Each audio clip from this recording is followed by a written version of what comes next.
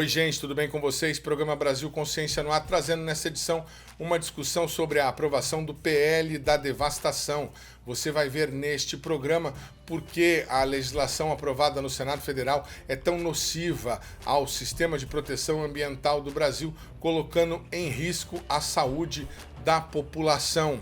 Enquanto os políticos tentam afrouxar a legislação ambiental, o pessoal do INPE, que trabalha com a proteção ao meio ambiente e o desenvolvimento de tecnologias para o combate ao desmatamento, continua atuante. Há algumas semanas nós trouxemos uma entrevista com 2 especialistas do Instituto falando sobre a criação da nova constelação, o BiomeSat, que vai fazer imagens de satélite, produzir imagens de satélites para o controle ambiental do Brasil. Nesta edição, você vai ter uma atualização das informações e vai ver como é a cara do novo satélite em imagens exclusivas obtidas pelo Brasil Consciência.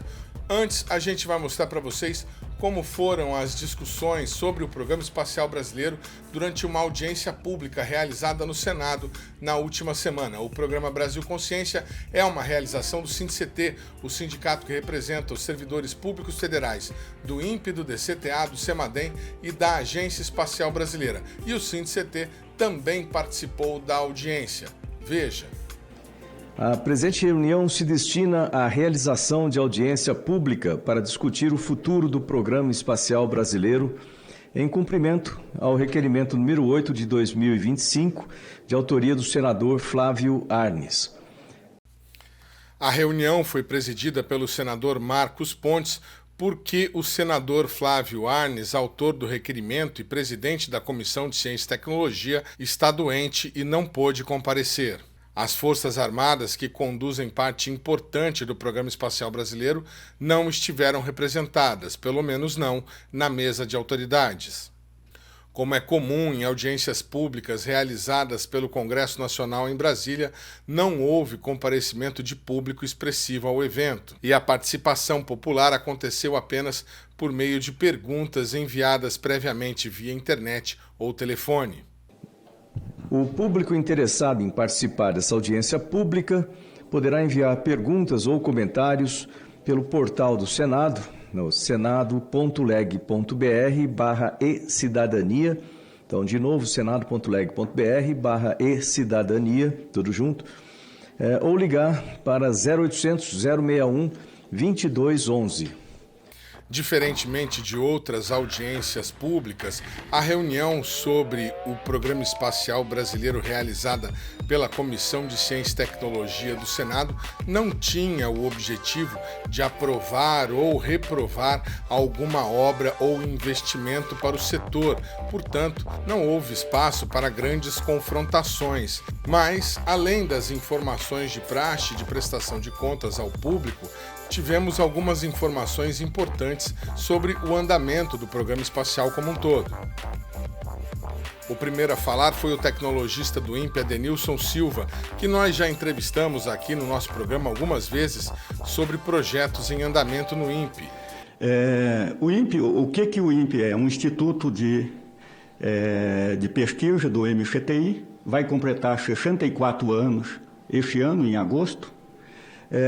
Ele tem atuação em praticamente todas as áreas que correlacionam com o programa espacial, que é ciência da Terra, engenharia, tecnologia, e vem realizando entregas para o país ao longo desses 64 anos.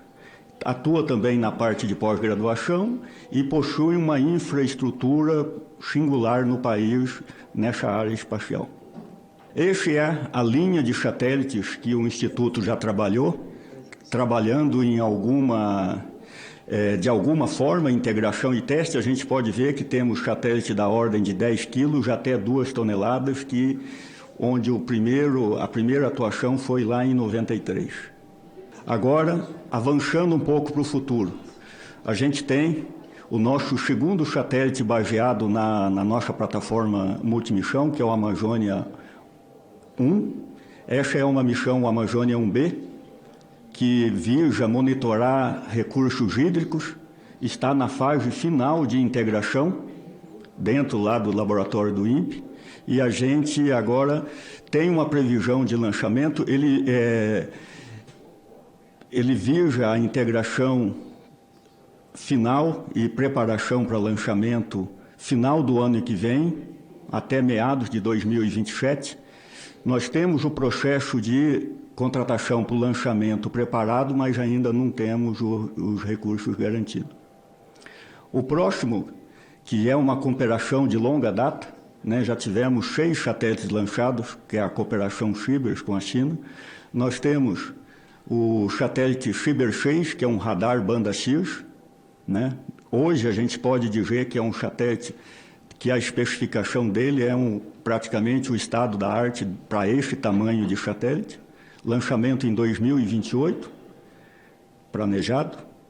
Temos também, está em avaliação ainda, esse vai ser um grande salto para nós, que é trabalhar num satélite geoestacionário, meteorológico e ambiental.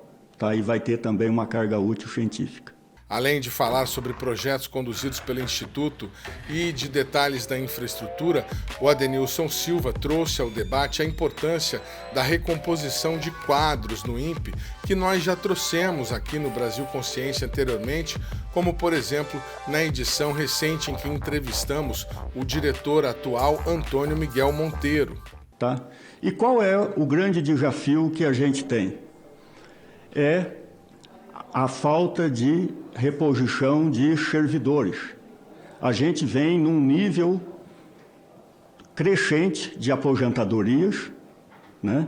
E são profissionais que se levam 10, 20 anos, 15 anos para ter a condição de trabalhar num projeto espacial. Então, é uma perda enorme que o país tem com essas aposentadorias sem a reposição.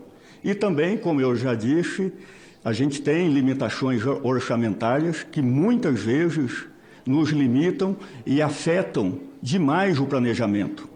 Porque não quando se tem uma limitação orçamentária, eu posso ter atrasos, não de 1 ano, mas já de até 2 anos. Por quê? Porque um equipamento, para ficar pronto, apto para voo, pode levar de 24 a 30 meses. Então, se eu deixo de contratar esse ano e vou contratar no ano seguinte, não significa que eu perdi só 1 ano. Eu perdi esse ano e mais os 24 lá da frente que a gente precisa esperar para que fique pronto. O segundo a falar foi o presidente da Agência Espacial Brasileira, Marco Antônio Chamon, que praticamente repetiu a apresentação feita há uma semana no Space BR Show, que nós mostramos no programa anterior. O presidente da EB, porém, acrescentou informações ao cronograma de lançamentos que deve acontecer no Brasil neste segundo semestre. Rapidamente, eu acho que eu vou gastar os meus 2 minutos finais nesse slide. O que nós estamos fazendo agora? O Adenilson mencionou que nós estamos fazendo alguns satélites.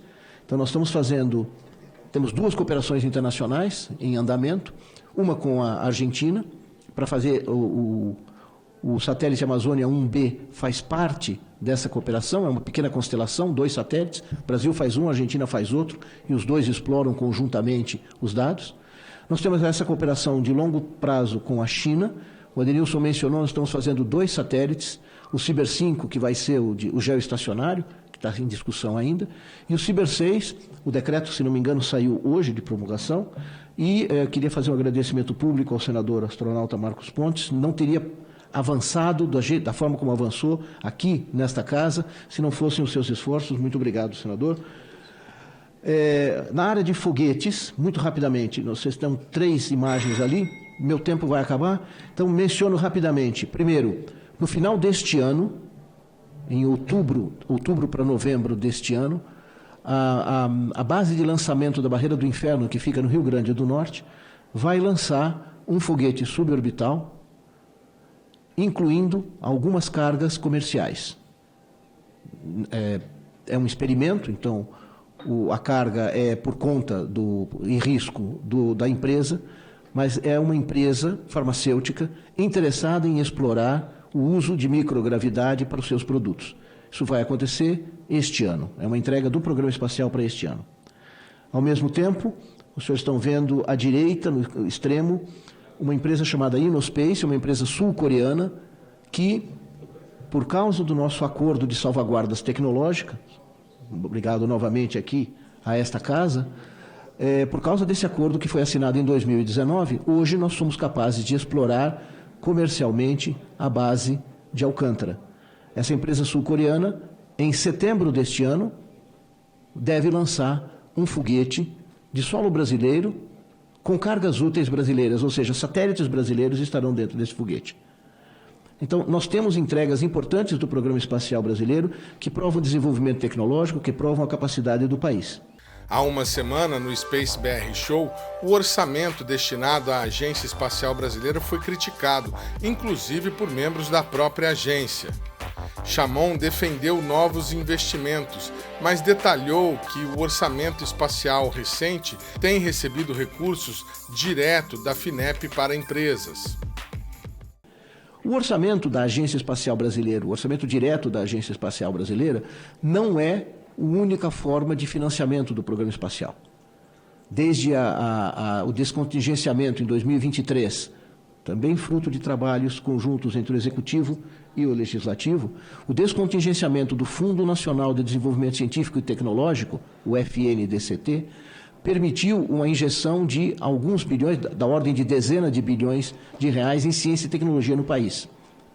E em 2023 foram assinados 3 contratos, da ordem de 600 milhões de reais, no seu total, para desenvolvimento de satélites e foguetes diretamente na indústria nacional. O que significa que nós temos um novo olhar para o programa espacial por parte do governo, um olhar para crescimento. E, só para complementar o dado que o Adenilson colocou, os números no mundo de retornos de investimento no programa espacial estão entre 3 e 10, 7 é um número tipicamente médio, 3 é o número da NASA, 10 é o número da Agência Espacial Inglesa. Então, há retornos de investimento no programa espacial. O Brasil é competente tecnicamente na área de foguetes, na área de satélites e na área de exploração de dados. E isso há muito tempo. O Brasil precisa melhorar, precisa investir, e isso é o trabalho que a Agência Espacial e os outros órgãos do governo estão fazendo, precisa promover e incentivar a indústria nacional para que ela entre nesse mercado que hoje é de 600 bilhões de dólares, que é equivalente ao mercado de semicondutores no mundo. O representante da FINEP falou por videoconferência e trouxe detalhamento de alguns projetos recentes que nós mostramos aqui no Brasil Consciência, como, por exemplo, o satélite construído pela Visiona e o projeto do Radar Além do Horizonte, que está sendo feito pela empresa IACIT. Então, nós fizemos essa atividade de buscar, fazer um projeto de um satélite, depois eu vou trazer mais em detalhes, que já foi selecionada a empresa, a Visiona, já está em execução. Também fizemos uma chamada que foi muito ousada e está agora em execução com 2 projetos, que é um sonho antigo, como o presidente Chamon colocou. Nós temos o VSB-30, o veículo suborbital, que eu tive o prazer de acompanhar já o lançamento uma vez em Alcântara, uma coisa fantástica, mas nós temos o interesse de fazer um lançamento orbital, e ainda mais aproveitando essa mudança do mercado, que hoje você tem uma barreira de entrada menor, porque se fala em microsatélites, não existia isso há 15, 20 anos atrás, e você vê a participação empresarial muito mais forte, porque essa barreira diminuiu, e hoje, na realidade, tem uma pressão por lançamentos, às vezes você tem fila de espera, por isso que é importante conseguir participar desse mercado com um veículo lançador nacional. E, por fim, mas não menos importante, na missão 6, nós lançamos mais recentemente uma chamada de desafios bastante estratégicos na área de defesa. Cada Força Armada optou por um tema mais sensível, mais complexo, mais importante, e a Força Aérea, parabenizo pela escolha, ela olhou para o tema do hipersônico. Aqui nós estamos falando até não só do setor espacial, mas defesa, mas o fato que o hipersônico é a vanguarda, você falar de Mach 8, Mach 9, isso aí tem uma importância estratégica de você, uma determinada carga, ou o que for, chegar no outro lado do país em questão de 1 hora ou minutos, enfim. E aí nós temos o Rato, que é um veículo de decolagem para hipersônico, dentro de um projeto do 14X, que é da Força Aérea, que é muito importante, O SINDCT participou por meio do diretor Acioli Olivo, que falou sobre a importância dos trabalhadores no desenvolvimento aeroespacial brasileiro e da transformação que a tecnologia espacial pode gerar em cidades como São José dos Campos. O futuro nos parece, às vezes, estamos entrando numa era onde a ficção científica se torna realidade. Carros voadores, né? Temos também o uso da inteligência artificial, que não foi explorada ainda suficientemente pelo setor espacial. Em todos os setores, a inteligência artificial está dando um plus para grandes oportunidades para desenvolver o setor. Temos que aproveitar essa oportunidade. Temos também, no futuro, que aproveitar cada vez mais as nossas cooperações internacionais. Nós temos com a China, que nós já fizemos uma família de satélites. Temos cooperação com outros países, com a Rússia. Temos cooperação com a Agência Espacial Europeia. Temos cooperação com a Índia, que fez o lançamento do Amazônia 1. Né? E temos cooperação também com os Estados Unidos. Precisamos, cada vez mais, trazer dessa cooperação internacional a possibilidade não só de capacitar os nossos técnicos, os nossos engenheiros, os nossos gestores, mas também trazer possibilidades de projetos conjuntos. Fala assim, explorar Marte. Nós podemos explorar Marte? Podemos contribuir. Nossos cientistas podem fazer isso aí. Explorar terras raras em outros planetas. É possível? É possível. O Brasil vai fazer isso? Vai contribuir. Então, no futuro, a nossa contribuição é no sentido de explorar as cooperações internacionais de países que têm muito mais recursos. China e Estados Unidos investem cerca de 85% do total dos programas espaciais. O Brasil, menos de 0,5%. Então, é importante, e eu vou terminar dizendo o seguinte: essas pessoas que eu citei são importantes, foram visionários, foram pessoas que puderam transformar a minha cidade, a cidade onde eu moro, São José dos Campos, que na década de 50, não é piada, a maior atividade comercial da década de 50 de São José dos Campos, que era uma das cidades mortas do Vale do Paraíba, nas palavras de Monteiro Lobato, a maior atividade era esperar o trem para vender água e laranja. Hoje, São José dos Campos é um exemplo para o mundo. Não fica devendo a nenhuma cidade do mundo. Isso foi graças a esses visionários, mas principalmente aos servidores públicos federais do setor espacial, engenheiros, cientistas, técnicos, gestores, que possibilitaram que 75 anos depois o Brasil seja respeitado por todos os países do mundo. Obrigado. O debate esquentou um pouco quando os participantes se propuseram a responder as perguntas do público. O Adenilson Silva, por exemplo, se ateve a responder uma pergunta sobre o suposto atraso do programa espacial brasileiro. Eu, de maneira nenhuma, considero que o Brasil esteja atrasado. Aliás, nós estamos entre poucos países do mundo que tem a capacidade de pegar uma demanda para satélite de órbita baixa, de uma folha em branco, colocar em órbita, obviamente que nos falta o lançador, e operar e processar esses dados. Então, a atividade espacial falta muito para a gente avançar ainda, mas nós não estamos atrasados como pode estar aparecendo. Ao responder uma pergunta sobre as prioridades do programa espacial, o presidente da agência, Marco Antônio Chamon, afirmou que deveriam ser o reforço nas atividades de sensoriamento remoto e controle espacial, nas quais o Brasil já tem excelência, e a entrada da indústria no mercado. As prioridades, tentando responder à pergunta, na minha opinião, e como nós estamos trabalhando dentro da Agência Espacial para isso, as prioridades do Brasil são, primeiro, fortalecer onde ele é importante, onde ele faz diferença no mundo, e que é a área de observação da Terra no sentido amplo. E a segunda, que é alguma coisa que eu acho que o país está se devendo há bastante tempo, é uma entrada mais forte do setor privado dentro do programa espacial. Nós temos uma indústria naquilo que a gente chama de upstream, aquele que faz a infraestrutura espacial. Nós temos uma indústria de foguetes, nós temos uma indústria de satélites, pequena, mas ainda muito competente, né? Então nós precisamos dos investimentos nessas áreas, precisamos manter essas indústrias funcionando, mas é preciso dar alguma sustentabilidade ao sistema, e eu acredito que a sustentabilidade nesse sistema é dado a partir da utilização dos dados. E aí, eu acho que não é o governo que tem que fazer isso, ele tem que promover, ele tem que incentivar, ele tem que financiar, mas quem tem que fazer isso é o setor privado. É o setor privado que tem que pegar dados de imagem e gerar serviços para o setor agrícola. É o setor privado que deve obter dados de comunicação, imageamento e outros e vender isso como serviços para prefeituras, para organizarem os seus territórios. Então, o setor privado é um setor importante para a agricultura, para transporte, para a energia. Ele pode agregar valor e vender serviços. Mas hoje o setor privado no Brasil sozinho não vai fazer foguetes e satélites. Então cabe ao governo fomentar essa parte inicial e aí aproveitar que isso já existe e incentivar as indústrias a utilizar isso daí.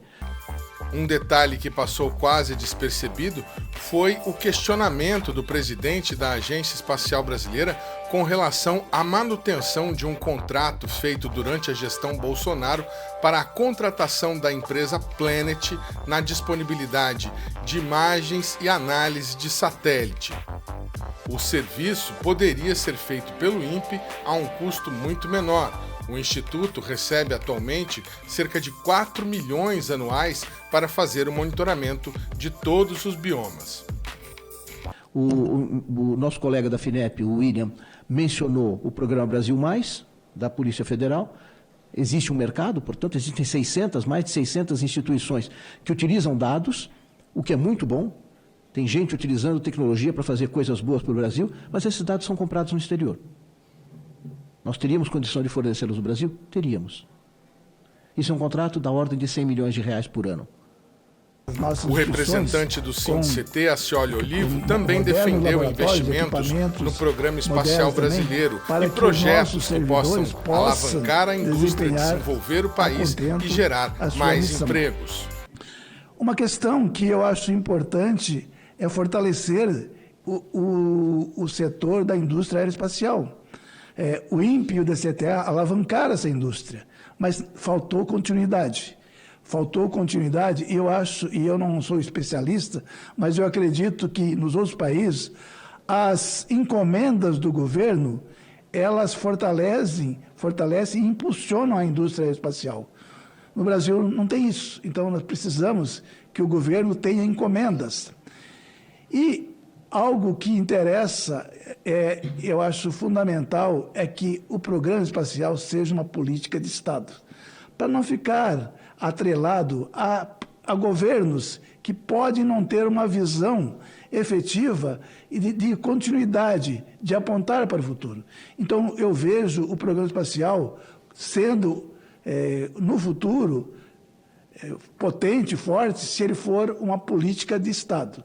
O programa Brasil Consciência vai para um rápido intervalo e, na sequência, você vê como é a cara do novo satélite de sensoriamento remoto do Brasil. É um instante só, não sai daí.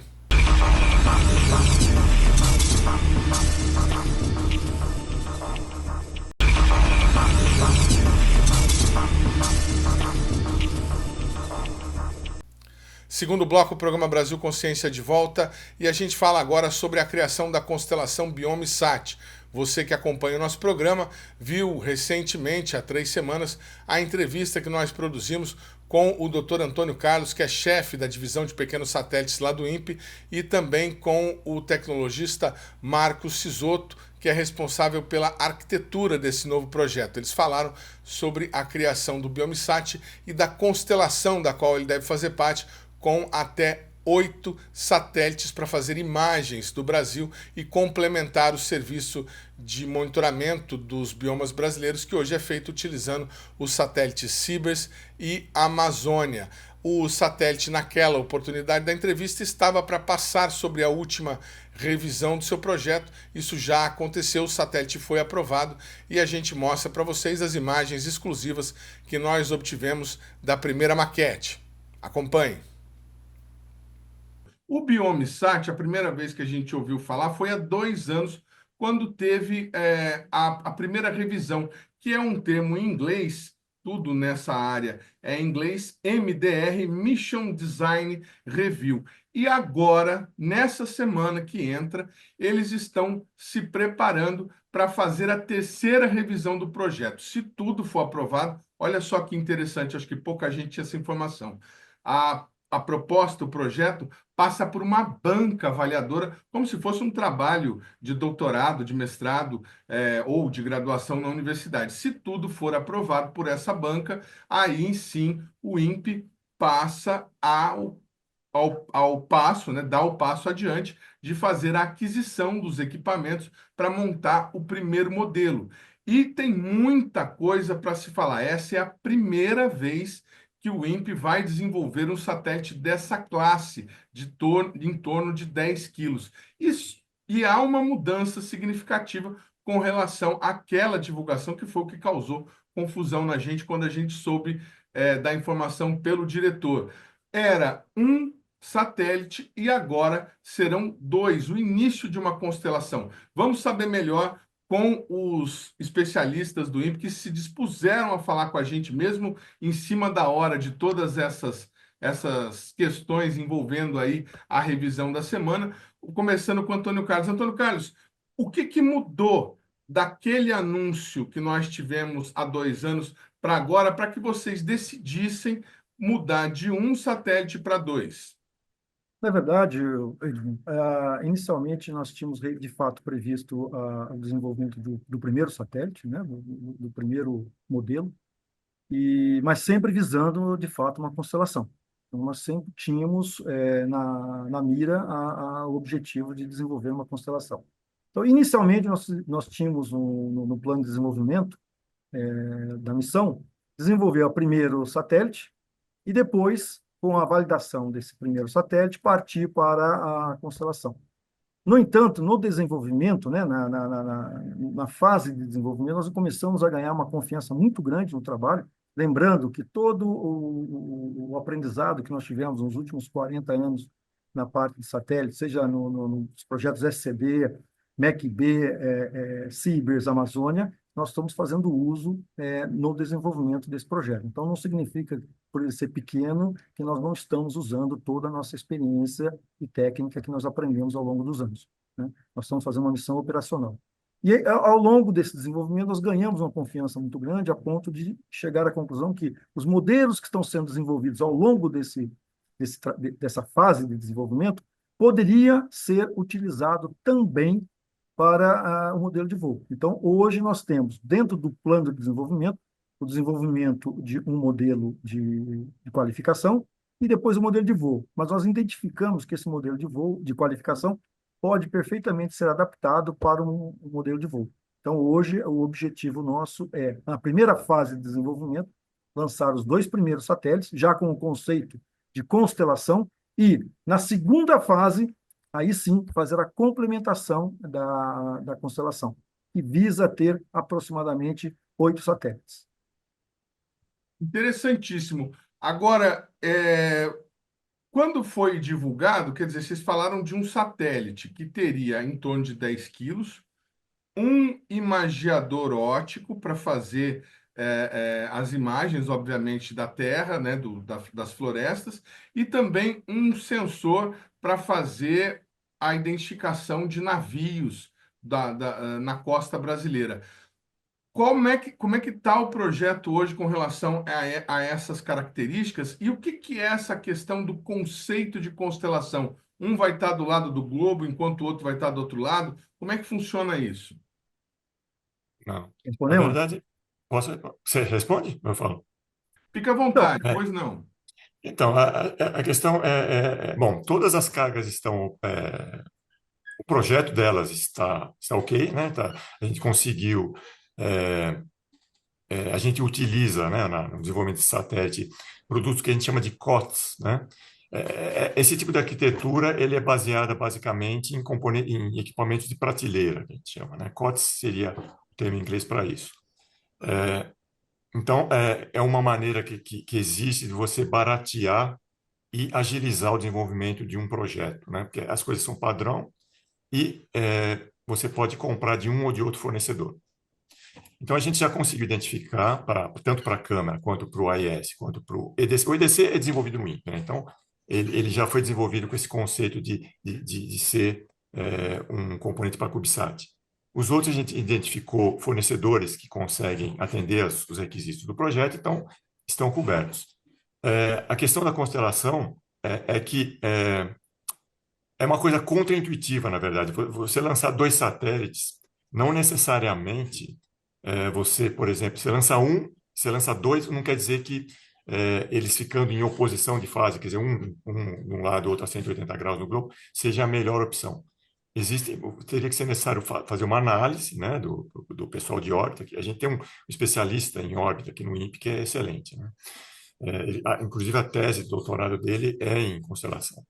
Então, ele consegue estimar onde que é a melhor posição para esse segundo satélite estar, tá? Que não é 180 graus. E aí você consegue o que a gente chama de uma revisita otimizada, né? Você lança um satélite, você tem a nossa revisita, que é um fator importante para a gente. A gente consegue voltar ao mesmo ponto na Terra em 18 dias, aproximadamente. E você colocando 2, você dá a impressão que vai cair necessariamente para 8, mas fica aproximadamente, não chega a 8, tá? A gente consegue 12 dias. 12 por quê? Porque em algumas partes do globo a gente consegue, no caso Brasília, ele consegue passar até com essa revisita de 8, mas em outras latitudes já não consegue mais, conseguiria 12. Então a gente pega o pior caso, que seria 12. Mas você vê, isso otimizando, colocando o satélite em uma dada posição, tá? Que no caso seriam a 45 graus um do outro, né? Num plano orbital único. Se você lançar 180 graus, já não vai ter esse mesmo desempenho, tá? Então é necessário fazer um estudo para você montar uma constelação para que ela atinja a melhor performance em termos de constelação, né? Então é isso. Feito uma análise preliminar ainda, tá, do nosso especialista em órbita, né? Ele concluiu esse valor de 45 graus no mesmo plano orbital. Obviamente, a gente esse assunto vai ter que ser melhor estudado a partir do momento que a gente entrar na fase de projeto, que vai ser agora, depois da PDR, mas não deve fugir muito disso, tá? Porque no momento seriam 2 satélites, né, o máximo que a gente tem agora em recurso. Depois a gente tenta, como o Pinda falou, o Antônio Carlos é o Pinda, não sei como você está chamando.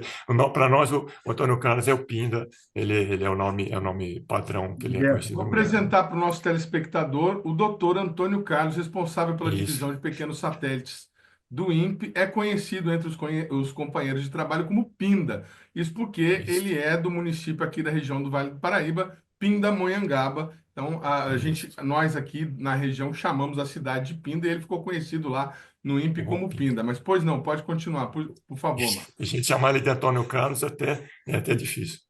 Então, e assim, todo mundo me chama de Marcão também, ninguém chama de Marcos Sisoto, né? É uma questão de familiaridade. Nome de guerra, né? Isso. Até porque Então, o Marcos, né, é chamado de Marcão porque ele tem mais de 2 metros de altura. Isso, Então, pelo estamos menos. devidamente apresentados agora. Então, esse estudo da órbita, né, das características da órbita, eles dependem de diversos fatores e o nosso especialista, quando a gente atingir, por exemplo, a condição de lançar 8 satélites, a gente vai ter que incrementar essa órbita de 2 satélites para 8, de maneira que ela seja a melhor órbita, a melhor constelação possível, né, para poder fazer o imageamento da Terra no menor tempo possível, né? O imageamento completo da Terra. O Brasil, no caso, né? A gente está mais focado no Brasil. No caso, o Brasil, porque a gente só vai imaginar o Brasil, né? Ele vai, obviamente, cobrir a Terra, o globo, nesse mesmo período, só que a gente só imageia sobre o Brasil, né? Por condições do nosso interesse, porque a câmera também não consegue ficar ligada o tempo todo, né? Ela tem um máximo de tempo que essa câmera consegue permanecer ligada continuamente, né? Senão ela aquece demais e tal. Mas, assim, pro nosso objetivo, que é imaginar o Brasil, né? A gente está coberto e a gente planeja futuramente e margear o Brasil todo, continuamente, em 5 dias no máximo, né? Até menos do que isso. Quem também utilizou tecnologia de computação gráfica para fazer um vídeo sobre um projeto do Programa Espacial Brasileiro foi o pessoal da CENIC Engenharia, lá de São José dos Campos. Eles coordenam um dos projetos de VLPP, Veículo Lançador de Pequeno Porte, que o Brasil está conduzindo, e fizeram um vídeo para demonstrar como será o lançamento do foguete deles. Acompanhem.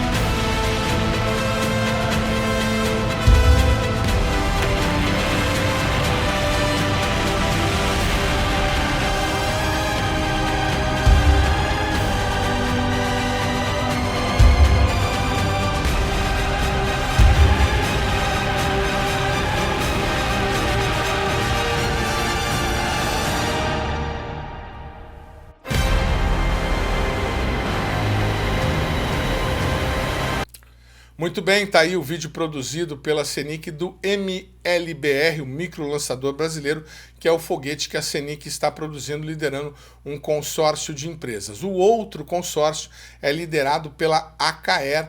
A gente já insistiu diversas vezes com a assessoria de imprensa da empresa, buscando uma entrevista. Tivemos algumas informações de que ia acontecer, depois que não poderia acontecer, mas a gente continua insistindo porque o recurso que está subsidiando esse projeto é público e entendemos nós que a empresa deve sim satisfações à sociedade. O VLPP, você sabe, você que acompanha o nosso programa sabe, mas para você que não sabe, é um projeto que surgiu em 2022, quando a FINEP abriu uma chamada pública para contratar um foguete micro lançador de satélite capaz de levar de 5 a 10 quilos ao espaço. Nós tivemos diversas discussões nesse programa sobre essa capacidade de payload, sobre a viabilidade técnica desses foguetes e acompanhamos todo o projeto até que a Avibras foi declarada a vencedora. Naquela oportunidade, a Avibras já estava em recuperação judicial e não tinha a CND, a Certidão Negativa de Débito, que é exigida pelos órgãos governamentais quando você vai assinar um contrato com o poder público. Por conta disso, o resultado da licitação foi postergado, passou mais de um ano e já no novo governo foi anunciado de que seriam contempladas 2 empresas e não uma. Aí, no caso, a CENIC foi declarada vencedora e a AKR, que tinha sido a terceira colocada, também recebeu uma subvenção, ambos os projetos na casa de 190 milhões de reais. A CENIC Engenharia tem prestado informações, nós inclusive fizemos uma entrevista com o Francisco, que é o diretor da empresa, no evento Space BR Show do Mundo Gel, que nós acompanhamos e está no programa da semana passada. O Brasil Consciência vai para um rápido intervalo e, na sequência, a gente traz para vocês a discussão sobre a aprovação do PL da devastação. É um instante só, não sai daí.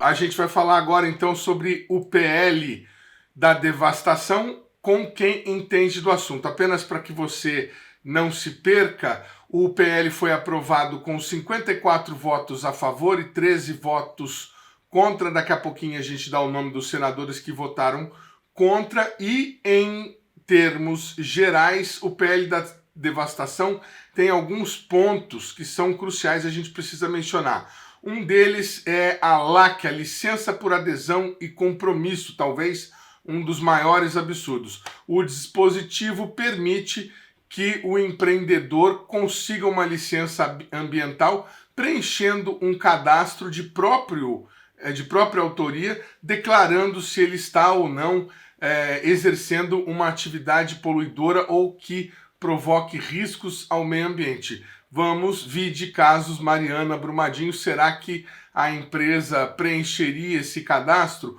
Outro ponto bastante questionado, o enfraquecimento dos órgãos ambientais, o CISNAMA, né, o Sistema Nacional de Meio Ambiente, que é formado pelo CONAMA e pelos conselhos estaduais. A PL dá, né, o PL dá poderes aos governos estaduais. E é bom lembrar que entre os senadores que ajudaram a aprovar o PL da devastação, existem aqueles que têm influência direta nas áreas de floresta, que são do agronegócio e que têm, inclusive, longanários políticos, filhos e netos, comandando estados na área de floresta. Nós também temos um ponto que é bastante ameaçador, que é a questão da possibilidade de você fazer empreendimentos em áreas de demarcação ainda não oficializadas, que ainda estão em fase de demarcação.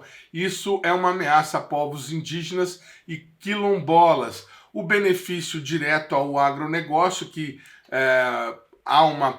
houve uma pressão do agronegócio e foi permitido uma série de atividades também por formulário autodeclaratório, e uma excrescência, né, entrou no meio da votação uma emenda do presidente da casa, Davi Alcolumbre, criando a LAI, a Licença Ambiental Especial, que dá autorização para que sejam feitos empreendimentos de interesse da União num prazo de até 1 ano, mesmo se houver questões ambientais a ser discutida. Muita gente acredita que essa canetada, esse jabuti que entrou lá de última hora, seja para beneficiar, para acelerar o processo de exploração de petróleo na margem do rio Amazonas. Para falar sobre esse assunto, a gente está aqui com ninguém mais, ninguém menos do que a doutora Thelma Krug, especialista no assunto, ex-vice-presidente do IPCC, do Painel Intergovernamental Global de Mudanças no Clima, que também trabalhou no governo federal em várias administrações, ajudando a formatar toda essa legislação que nós tínhamos, que já não era suficiente para combater o desmatamento e que agora poderá cair por terra. Doutora, o que a senhora pensa quando a senhora vê anos de trabalho, de luta, indo por água abaixo numa sessão do Senado, como aconteceu? Não, primeiramente, boa tarde, é um prazer estar aqui com vocês, né? Infelizmente, para falar de uma coisa que nós não deveríamos estar falando, né? Ou seja, um retrocesso na nossa lei ambiental sem precedentes, né? Ou seja, como a gente diz, 54 votos a favor e 13 contra, realmente fiquei indignada também com o resultado disso, né? Ou seja, como o SPL teve realmente uma força muito grande, principalmente, né, dos ruralistas, que foram bastante beneficiados, e também parte do pessoal de indústria e tudo mais, que forçou bastante para que o PL fosse aprovado e colocasse em um risco enorme a nossa política ambiental, que era um orgulho do Brasil. Ou seja, como a gente diz, né, era um golpe de morte, né, na nossa legislação atual, e que, na verdade, pode trazer, sim, um impacto nos nossos negócios em nível internacional. Eu sempre levava comigo, né, essa pecha de orgulho da nossa lei ambiental ser uma das mais rigorosas do mundo, mas que já não vinha também sendo atendida em todos os seus quesitos, mas pelo menos ela existia e ela poderia ser implementada, em particular, para alguns elementos que você já mencionou, e que, na verdade, podem fragilizar enormemente o nosso meio ambiente, né? por exemplo, a liberação para obras de dragagem, essa questão de atividades agropecuárias extensivas, né, que vão ser dispensadas de licenciamento, e as obras de dragagem, que antes esse tipo de obra eles eram avaliados e monitorados de uma forma integral, e hoje a legislação, através dessa autodeclaração, permite com que você faça uma vistoria também por amostragem. E como é que será feita essa amostragem, né? E não necessariamente, eu sou estatística, essa amostragem pode ser representativa do que da população onde ela está se inserindo, né? Mas para essas atividades que podem ter assim um efeito bastante negativo no meio ambiente, fazer por amostragem uma validação, um monitoramento, eu acho que é no mínimo trazer uma fragilidade adicional, não é? a essa questão. Olha, o que me preocupa mesmo, né? Ou seja, quando eu estava no Ministério do Meio Ambiente, justamente a secretaria que eu estava à frente, que era a Secretaria de Mudanças Climáticas e Qualidade Ambiental, ela tinha também essa questão do licenciamento ambiental debaixo da secretaria, né? Que era muito também cuidado pela ministra Marina Silva, dada a importância dessa temática de licenciamento ambiental. É claro que não é uma coisa simples de se fazer. Se você for fazer realmente direito e olhar todos os aspectos de potenciais impactos das atividades que estão sendo planejadas, é claro que isso requer atenção, é claro que isso requer tempo, mas é uma análise técnica. Agora nós estamos partindo para uma fragilização até de autodeclaração, ou seja, a própria questão da licença ambiental especial, né, que cria essa licença mais rápida, né, com critérios muito menos objetivos. Ou seja, no fundo, você realmente matou a nossa lei ambiental, certo? Deixou ela aí realmente no intensive care, como a gente diz, numa UTI da vida, né? Ou seja, já realmente extremamente fragilizada, né? E se a gente ainda pensar que você tirou muito ou restringiu muito a participação da sociedade civil, nós tínhamos órgãos técnicos federais como o CONAMA, a FUNAI, ou seja, esses órgãos também passaram a não ter papel relevante, ou seja, você fragilizou em todos os aspectos possíveis e imagináveis a nossa antiga lei ou política ambiental do Brasil. Isso poderá ter, sim, impactos muito severos, principalmente para o agronegócio, nas negociações internacionais. Vamos tentar fazer aqui o papel do advogado do diabo. Tem essas questões aí, principalmente envolvendo a exploração de petróleo lá na margem do Rio Amazonas, que gerou muita polêmica, muito embate e muito questionamento ao papel do IBAMA. A senhora via ou vê espaço para melhorias no sistema de licenciamento ambiental que pudessem tornar o processo um pouco mais ágil? Havia algum lenga-lenga, alguma coisa no sentido de morosidade ou mesmo de imposição de normas por, enfim, não quero que faça aqui? Não, eu não acho que era lenga-lenga. Eu acho que todas as atividades que eu acompanhei, e principalmente quando eu estava também ali no Ministério do Meio Ambiente, era a questão das hidrelétricas também, que sempre foram muito complexas, né?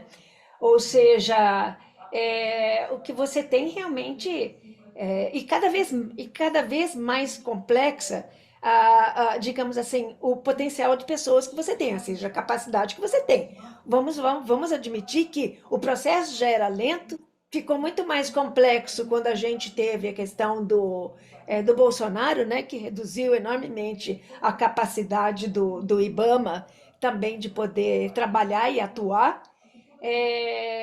Mas olha, eu nunca vi nenhuma questão de lenga-lenga ou nenhum descuido, que é um corpo técnico. Esse corpo técnico, ele avalia tecnicamente, e não é uma coisa simples, porque você tem que analisar sobre diversos ângulos, né?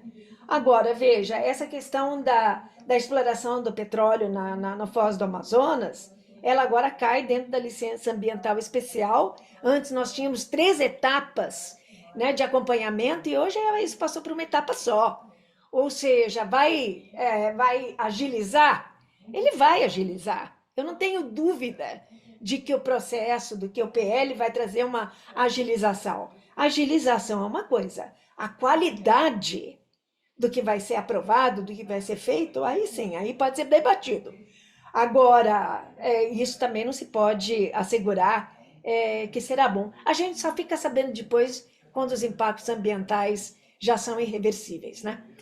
Como nós já vimos ali em Brumadinho, como nós já vimos em tantas outras questões. Uma coisa que é curiosa, inclusive o INPE estava participando, eu acho que já acabou, era um trabalho para fazer um marco legal, um marco histórico no desmatamento que serviria como carimbo, rúbrica para as exigências europeias contra o desmatamento para assinar o acordo do Mercosul. E esse acordo ainda não foi rubricado, não foi assinado e se ele for assinado, o agro brasileiro terá espaço, terá vez, terá acesso a um mercado consumidor muito importante, que é o mercado europeu. No meio de tudo isso, ainda tem a COP30 no Brasil para discutir preservação do meio ambiente. Então fica meio complicado você falar desse tipo de coisa num cenário como esse e a gente depender exclusivamente da Câmara. E aonde eu queria chegar é que a senhora falou de pressão internacional. A senhora acredita que a pressão internacional possa reverter ou impedir que essa lei avance? Olha, eu vejo 2 aspectos, né? De fato, nós já estávamos sofrendo uma pressão por conta dessa questão do desmatamento ser associado com a questão de pastagem, principalmente na Amazônia. Então, já estava havendo exigências por parte da Europa de que você soubesse de onde está vindo esse gado, né? A procedência da carne, né? Ou seja, isso gerou ali no governo do Pará, que se falasse de chipar cada nova cabeça de gado, de forma que você pudesse, de certa forma, monitorar todo o caminho que esse gado levaria até o corte e até o seu destino final. Então, isso já estava acontecendo antes do PL. Então, agora com o PL, eu acho que vai ser pior, porque muito do que a gente falava para defender que essas exigências europeias, falar que não tinham muito sentido no Brasil, era justamente a nossa lei ambiental. Né? Ou seja, a gente usava já isso em defesa do agronegócio brasileiro. Né? Ou seja, isso caindo por terra, eu acho que vai fragilizar e, claro, vai levantar uma bandeirinha vermelha do lado de lá, dizendo, opa, vamos tomar cuidado aqui. Né? E o segundo ponto que eu vejo como muito crítico, é essa inconsistência, incoerência até com o que o presidente do Brasil, o Lula, divulgou e se comprometeu a que nós tivéssemos um desmatamento ilegal zero, né? Ou seja, no fundo, eu acho que você liberar ou ter um PL dessa natureza, fragilizando todo esse acompanhamento, realmente vai dar margem a que esse desmatamento aumente e aumente muito mais, né? Ou seja, vai na contramão daquilo que o próprio governo brasileiro estava, na verdade, anunciando que seria esse desmatamento ilegal zero. Diga-se de passagem que o desmatamento ilegal é 90% do nosso desmatamento. Então, se já estava ruim, agora com essa fragilidade de desmatamento ilegal, vai poder realmente escalar a um nível que a gente realmente desconhece. O tempo dirá, e eu acho que nós realmente, enfim, poderíamos ter avançado enquanto Câmara em algumas outras coisas, dar maiores condições para uma agilidade, se isso fosse possível, ter uma conversa um pouco mais profunda com o Ministério do Meio Ambiente para entender aonde estão os gargalos para aprovação, para o licenciamento. Ou seja, por que a gente primeiro não explora já que o problema é tempo, né, a morosidade da liberação, por que a gente não explora primeiro o que precisaria ser feito para agilizar, o que não poderia ser feito, onde teria que ser feito grandes modificações, mas não partir para uma coisa tão extrema como foi esse PL. É realmente muito extremo. Eu não sou especialista, mas talvez só reaparelhar e equipar o IBAMA e dar mais funcionários, talvez já desse algum efeito prático com relação a tudo isso. Agora o projeto de lei aprovado no Senado vai para a Câmara e a gente fica na dependência dele ser ou não colocado em votação. Se for colocado em votação, é possível que aprove. A bancada ruralista tem grande peso, grande número de deputados no Congresso Nacional, na Câmara não é diferente, e aí o projeto de lei seguiria para a sanção ou não do presidente da República.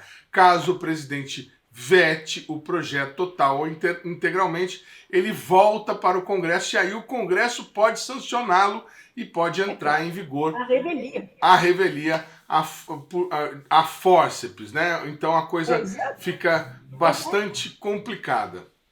Eu não posso imaginar o presidente Lula realmente, sabe, assinando isso. Eu não posso aceitar, porque eu acho que isso vai muito contra, primeiro, vai contra a ciência, né? Porque quando você está falando de aspectos técnicos, né, relacionados ao meio ambiente, principalmente toda a questão, todos os compromissos internacionais que o Brasil tem, inclusive a própria questão da Convenção da Diversidade Biológica, né, que a gente fala, ou seja, você tem todo mundo falando de biodiversidade, vamos fazer a conservação da biodiversidade, etc, etc, que são elementos que, na verdade, o corpo técnico avalia, são os impactos que você vai causar em diversos aspectos, né?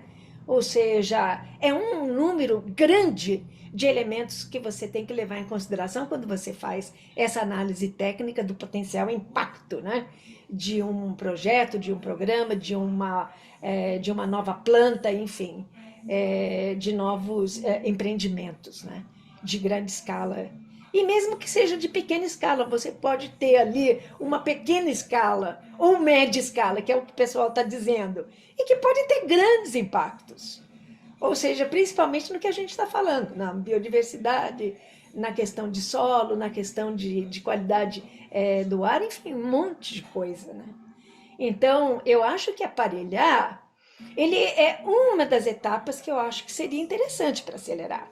E também a gente não pode perder de vista que você tem hoje mecanismos mais ágeis, ou seja, a gente não está necessariamente pensando que a gente está parado no tempo. Eu vejo que as ferramentas elas vão melhorando e vão dando maiores condições para que as análises técnicas vão se aprimorando e vão sendo mais rápidas, né? Mas eu acho que a gente não pode atropelar. É claro que a questão da exploração do petróleo na foz do Amazonas, ela traz uma série e não que eu diga para você que a gente deva fazer da Amazônia um santuário, não é isso que a gente está falando. O que a gente sempre falou é de você poder fazer a exploração da Amazônia de uma maneira sustentável. E fazer isso de uma maneira sustentável exige tempo, exige diálogo, exige troca de experiências, exige a gente trabalhar naquilo que funcionou e naquilo que não funciona, do que a gente pode fazer melhor, do que já deu errado no passado. A gente vem com uma série de aprendizados, de tal forma que o passado, na verdade, pode ser uma reflexão do que a gente poderia melhorar. E é claro, isso leva um pouco de tempo, mas ele assegura que o Brasil está levando em consideração de uma maneira séria aquilo que ele, na verdade, se compromete em fazer nos meios internacionais, nos fóruns internacionais. Então, eu acho que é uma responsabilidade que a gente tem enquanto país. A senhora tem um trabalho muito longo, muito extenso nessa área e estabeleceu diversos contatos nesse período. Já teve algum retorno, alguém que a senhora conheça aí de outros países que mandou uma mensagem, um e-mail perguntando o que está acontecendo, o que pode ser feito? Algo que a senhora já tenha percebido de repercussão? Olha, eu gostaria de dizer para você que sim, né? Mas como eu fiquei mais afastada do governo, né? Ou seja, já saí a minha última passagem, que foi no Ministério do Meio Ambiente, justamente na parte da Diretoria para Prevenção e Controle do Desmatamento na Amazônia Legal e no Cerrado, né? Ou seja, 8 anos atrás, e de fato perdi muito daqueles contatos que eu tinha, que era justamente um pessoal que podia, na verdade, enviar as suas preocupações, as suas, inclusive, sugestões, né? Sem querer se intrometer, que essa questão é uma questão de soberania de cada país, né? Ou seja, é difícil o pessoal se intrometer na legislação, porque é soberania do país legislar sobre seu próprio território, mas, por outro lado, ele pode depois restringir lá na frente algumas coisas, ou seja, é uma questão interessante. Você pode legislar, você tem autonomia total, mas nós também temos autonomia depois para aceitar ou não o que está vindo do seu país ou o que está sendo investido no seu país. Então, eu acho que essas coisas elas não são muito ponderadas, né? E olha que nós estamos sofrendo pressões enormes já, que não é de hoje, da Europa, para justamente fazer as coisas de uma maneira mais sustentável, aplicar a nossa lei ambiental antiga, né? Essa também ainda não está entrando em vigor, mas espero que não entre, né? Ou que pelo menos seja revista, para dar a ela o mínimo de credibilidade e o mínimo de digamos assim, de uma visibilidade para fora do país que não comprometa os nossos negócios. O programa Brasil Consciência de hoje vai ficando por aqui. Você que quiser conferir os demais conteúdos produzidos pelo SINDCT, como o programa SINDCT na Cultura, apresentado pela Meire de Origem, é só acessar as nossas redes sociais que estão aí para você na tela neste momento. Dúvidas, críticas, sugestões, nosso e-mail é sempre o caminho para você puxar a nossa orelha. A gente volta na semana que vem com mais uma atração inédita para vocês. Tchau, gente. Um abraço.